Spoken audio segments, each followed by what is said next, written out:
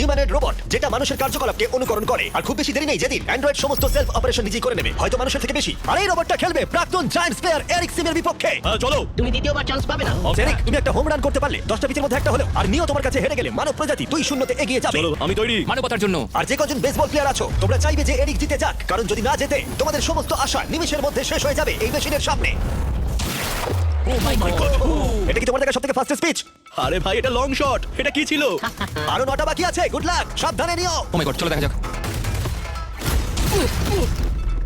পারলাম না মারতে। ভাই ও তোমাকে নিয়ে মজা করছে। ঠিক আছে, আবার শুরু করো। ওহ! এত ফার্স্ট কেন ভাই? আর 7টা বাকি আছে।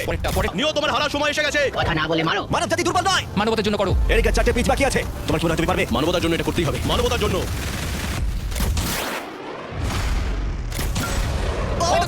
এই রে, দূরে যা, দূরে যা, আরো দূরে। আমার মানুষ পছন্দ নয়।